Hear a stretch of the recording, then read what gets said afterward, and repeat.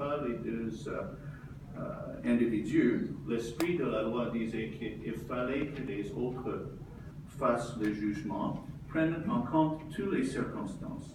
Et la loi aussi exigeait que c'était défendu de haïr son frère.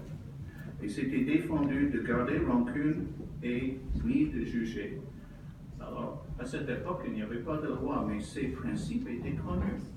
Alors, on a dû, aujourd'hui, nous avons le bienfait de l'esprit de la loi de Moïse et aussi les principes chrétiens qui nous aident à voir cela dans la réalité, que ces éléments, ces principes existent aujourd'hui et c'est plus important de trouver ou de suivre ces principes. Donc, le vengeance ne marche pas. Ce n'est pas la voie pour un chrétien.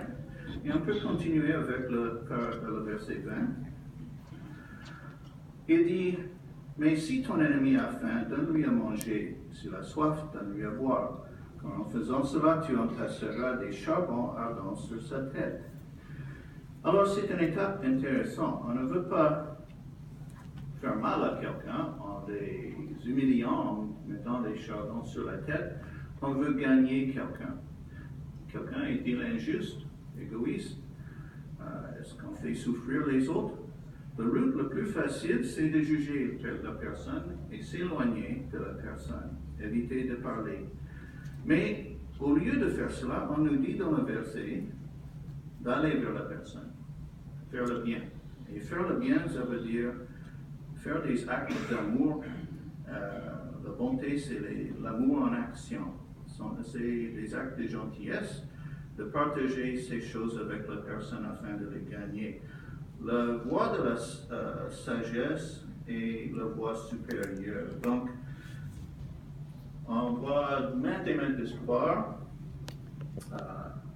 écrites dans la tour de garde ou d'autres endroits où il y a un conjoint opposant à la vérité, n'est-ce pas? Et avec l'application de ce verset, beaucoup de conjoints ont été gagnés. On a appris l'amour réside avec cette voie de la sagesse et ils sont devenus témoins de Jéhovah. Donc, ces étapes marchent et finalement, on a une autre étape mentionnée en verset 21. Il dit, ne te laisse pas vaincre par le mal, mais continue à vaincre le mal par le bien. Le bien inclut aussi le pardon. Et c'est aussi une autre chose qu'on ne veut pas faire quand on est lésé et nos doigts sont lésés ou on regarde quelque chose d'injuste. Mais on peut suivre l'exemple de Jéhovah en ce qui est de la compassion et le pardon. Dans le cas de Lot. Lot, c'était quelqu'un qui vécut dans une ville destinée à la destruction, Sodome. Il était un peu égoïste. Au fond, il aimait Dieu, mais il avait des tendances égoïstes. Et avec cela, Jéhovah a fait tout ce qui était possible d'être souple et d'arranger son salut. Même il a dû être un peu blessé par l'injustice de Lot. Lot a demandé des conditions. Et demander à Jéhovah qui veut sauver la vie des conditions, c'est un peu extrême.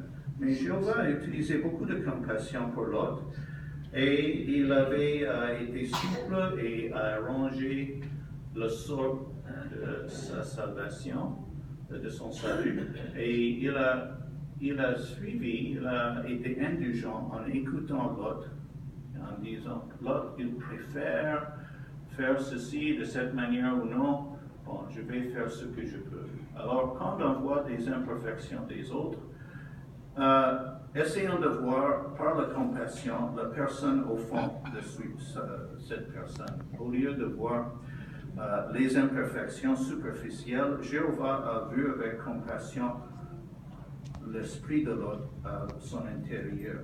Il n'a pas jugé Lot, il a fait son possible pour l'aider. Une autre étape se trouve dans Psaume 37, encore. Quelques versets avant l'autre qu'on a lu, Psaume 37, c'est quoi? 7 et 8.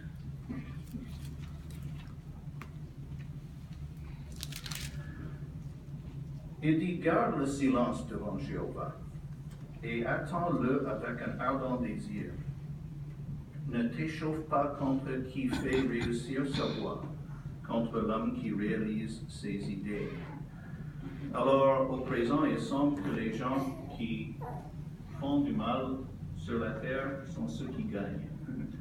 Et dans ce sens, c'est une réalité temporaire. Mais on nous dit au verset 8, « Laisse la colère et abandonne la fureur et ne t'échauffe pas seulement pour faire du mal. » Alors on a vu que ce cycle